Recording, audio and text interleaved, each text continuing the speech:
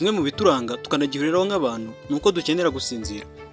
Waba ukora akazi ka nijoro, waba udakora, waba ukora ka kumanywa, umubiri wawe kugira ngo uruhuke neza usabwa gusinzira. Nyamara muri iyi minsi y'iterambere riri kwiruka vuba nk'umuyaga, usanga amasaha yo gusinzira yarabaye iyanga, ndetse twanasinzira ntidusinzire neza. Ubushakashatsi bwerekana ko umuntu mukuru agomba gusinzira byibuze hagati y'amasaha 7 ndetse n'8 kugira ngo ubutaha aze kubasha gukora neza.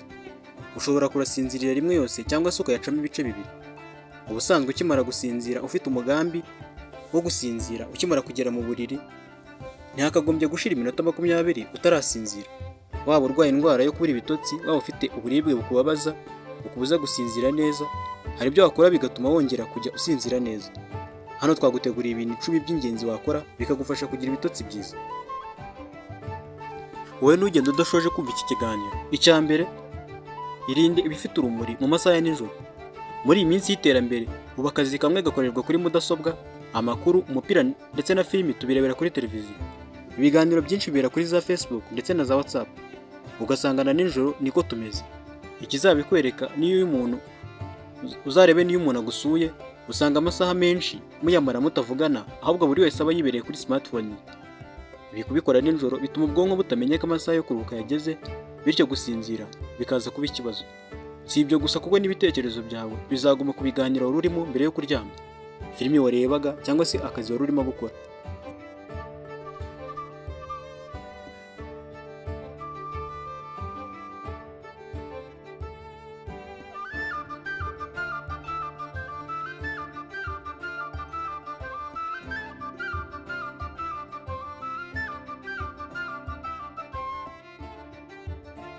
Icya kabiri, icyumba cy'uburiri ni icyo kuryamamo gusa. Niba hari ibyo wari umenyereye gukorera mu buriri nko kurira mu cyumba, kwigiramo, kuganiriramo umwanya munini, bizatuma umubiri wawe udahuza icyumba no gusinzira. Uhafate nk'ahandi hose. Nawe ushobora kuryama mu mutwe hakiziramo bimwe byo wahoze ukorera mu cyumba utarangije, ugahita wongera ukajya kubikora.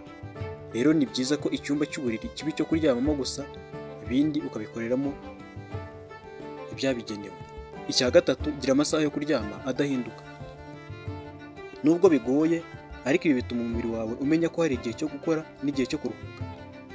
Uzabirebere ku mwana muto, iyo isaha amenyereye kumuhekamo cyangwa se kumuryamishirizamo igeze, usanga atangiye kwiyenza, kurira, kuko abona ko ibyo arimo gukora ako kanya atari byo yakabaye arimo gukora. Iyo umuhetse cyangwa se ukamuryamisha ahita asinzira. Nawe rero umubiri wawe utoza ibyo. By'umwihariko niba ufite akazi kadahindagurika amasaha yo kugakora, bizagufasha. Icya kane, irinde ibyo kurya no kunywa bikabura ubwonko, cyane cyane mu masaha asatira yo kuryama. Abenshi tunywa ikawa iyo dushaka gusinzira, ibinyobwa bitera imbaraga nka Red Bull. Ibi rero hari igihe umubiri ubimenyera, waba utabinyoye ugasanga gusinzira bibaye ikibazo. Niba ukeneye no kunywa ikawa, yinywe mu masaha y'igitondo, ariko ku mugoroba ubireke. Icya gatanu, kora siporo kenshi. Imyitozo ngororamubiri akenshi itera umubiri kunanirwa, bityo ugakenera kuruhuka. Si ngombwa ko ukora siporo mbere yo kuryama. Ushobora no kuyikora mu masaha y'ikigoroba urangije ibyo wakoraga, ubundi ukoga ukaruhuka. Nuryama uzasinzira neza. Icya gatandatu, inzogera ikubyutsa yite kure. Abenshi usanga muri telefoni zacu twarashyizemo isaha yo kubyuka, nuko yagira telefoni igasona. Burya iyo ukanguye n'inzogera ntabwo umaze ibitotsi, kandi bikugiraho ingaruka umunsi wose. Ntukanabwire umuntu ngo aze kukubyutsa iyi saha iyi n'iyi. Ubwonko bwawe burahagije. Nuryama ufite gahunda yo kwizindura niko bizagenda, ndetse uzasanga na ya saha washyize muri telefoni ngo ize gusona izagera wamaze gukanguka, kandi nibyo byiza. Iyo wikanguye uba wumva wamaze ibitotsi. Icya karindwi, kora meditasiyo. Gukora meditasiyo bituma ubwonko buruhuka, bukavamo ibitekerezo bitesha umutwe. Ikindi, uryamye iyumvira ikintu cyiza gusa. Mu bitekerezo uryame aricyo kirimo, uzasinzira nk'agahinja kadafite icyo kitayeho. Icya munani, sinzira gato niba ufite akanya mu masaha y'akazi. Hari igihe uba uri mu kazi ukumva ibitotsi biraje, ukagerageza kubirwanya. Ibyo si byiza, kuko umubiri wawe ubona ko nta mwanya wo gusinzira ugira. Niba bishoboka ushobora gusinziraho, kandi akenshi udutotsi nk'utwo ntitwarenze iminota 30, nyuma ugakomeza akazi wumva umeze neza. Ibi bizanagufasha niba nijoro nta masaha yo gusinzira akwiye ujya ubona. Icya cyenda, gabanya inzoga n'itabi.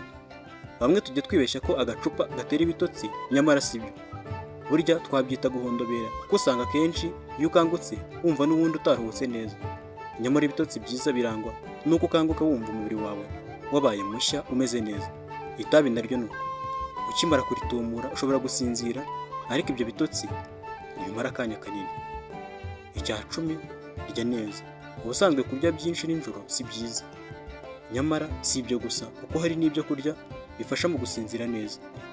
Akenshi ibikomoka ku mata kimwe n'ibindi byose bikungahaye muri magnesium bifasha mu gusinzira neza.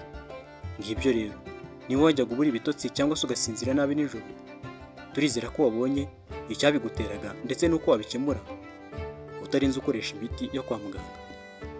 Nubikurikiza uzajya usinzira neza, bityo ugire ubuzima bwiza.